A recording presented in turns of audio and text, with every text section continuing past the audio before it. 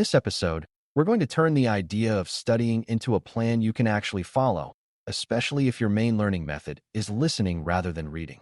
A lot of people assume that an audio-first approach is just pressing play and hoping the concepts stick, but that is not a plan, it is exposure. A real plan connects what you hear to what you must be able to do on exam day, and it gives you a way to measure progress without needing long study sessions at a desk.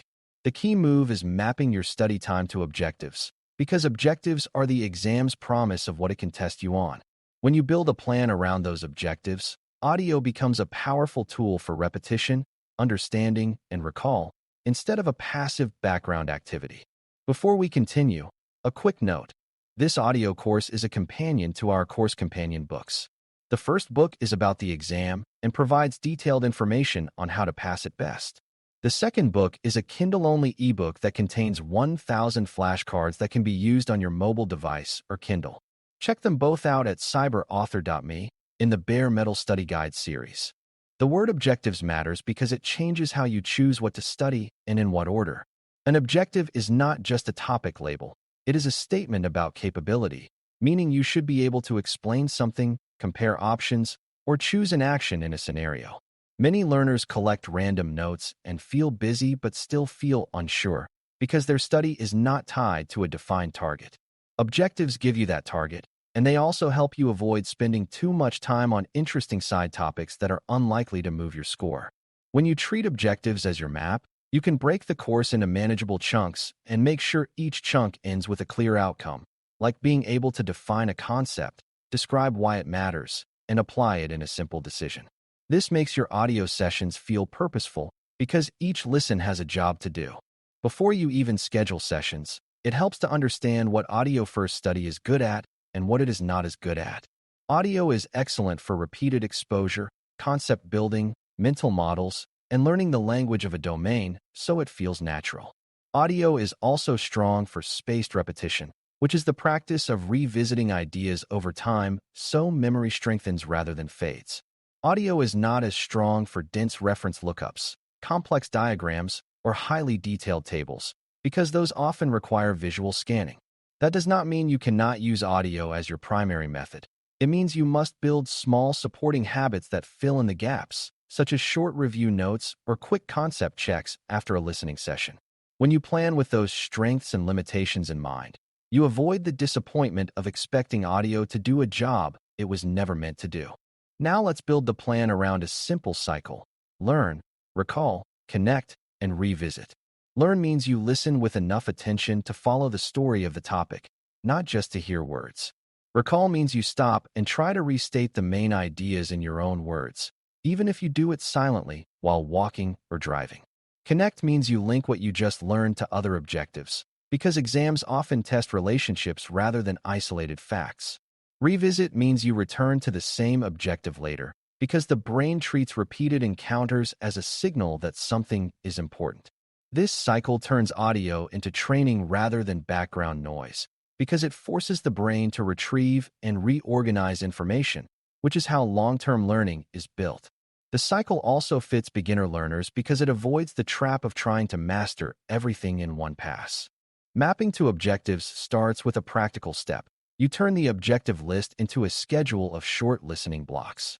A good block is long enough to cover one coherent idea, but short enough that you can repeat it without feeling punished.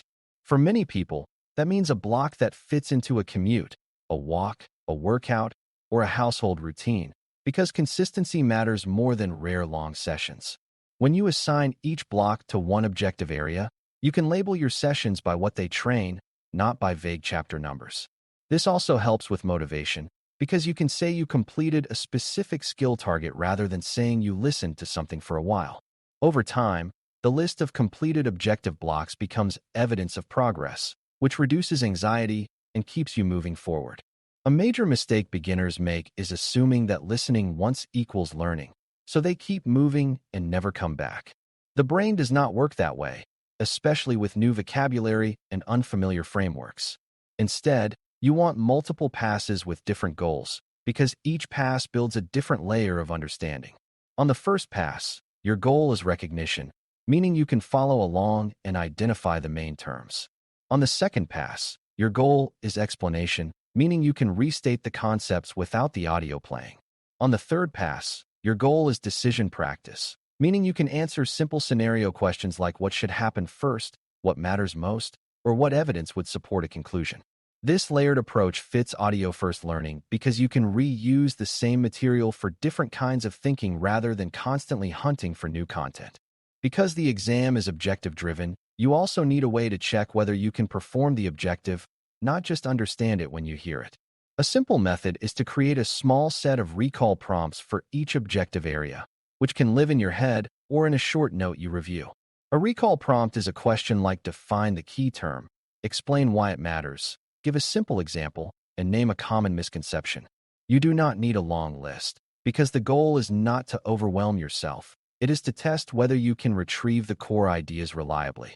When you can answer those prompts after listening, you know the objective is becoming stable. When you cannot, you know you need another pass, and that is valuable feedback, not failure. Another important part of a mapped plan is balancing breadth and depth over time. Early in the plan, you want broad exposure to all major objective areas so nothing feels completely unfamiliar later. This reduces fear because unfamiliarity is often mistaken for difficulty. After that broad pass, you shift to targeted depth, meaning you focus more time on objectives where recall is weak or where scenario judgment is tricky. This is where objective mapping becomes powerful because it tells you exactly what to revisit rather than letting you drift. It also helps you avoid overstudying your favorite topics, which is comforting but inefficient. A good plan makes you spend time where it is needed, even when it feels less pleasant, because the goal is performance, not comfort. Spaced repetition is the engine that makes audio-first study work well, and it needs to be scheduled, not left to chance. The basic idea is that you revisit an objective soon after first learning it, then again after a longer gap, then again after an even longer gap. Each revisit strengthens memory because the brain is forced to retrieve information that is starting to fade, and that effort is what builds durability.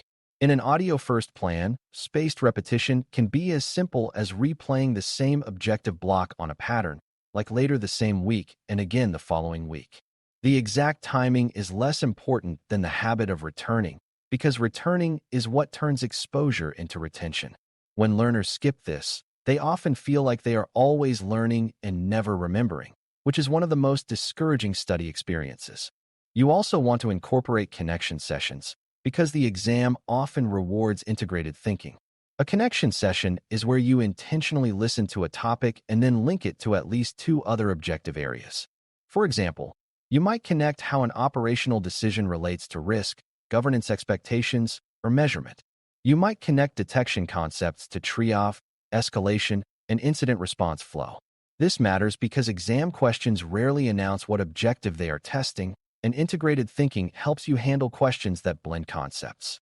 Audio is good for this because you can listen for narratives and cause and effect relationships, which are easier to retain than isolated definitions. Over time, your mental map becomes connected, and connected knowledge is easier to retrieve under pressure. As the exam gets closer, your plan should gradually shift from learning mode to performance mode. Learning mode is about building understanding and vocabulary, while performance mode is about making correct decisions consistently. In performance mode, you listen with the goal of predicting what an exam question could ask about that topic, and you practice choosing the best answer before you hear the explanation. You also focus more on misconceptions and distractor patterns, because many wrong answers are wrong in predictable ways, such as skipping validation, ignoring scope, or choosing an action that is too disruptive. This shift is important because many learners keep collecting information right up to the end and never practice the act of answering. A mapped plan makes that shift visible because you can see which objectives are ready for performance work and which still need basic reinforcement. Finally, the most effective audio-first study plan is one you can follow consistently without burning out, because consistency is what produces compounding gains. That means your schedule should match your real life, not an idealized version of your life where you have unlimited quiet time. Short daily listening blocks are often better than rare long sessions because they keep objectives active in memory and make repetition easy.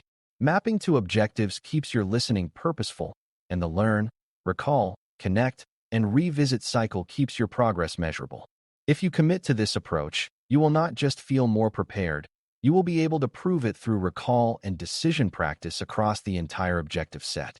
That is what an audio-first plan should deliver. Steady, visible readiness built from repeated, structured contact with exactly what the exam can test. Thanks for listening.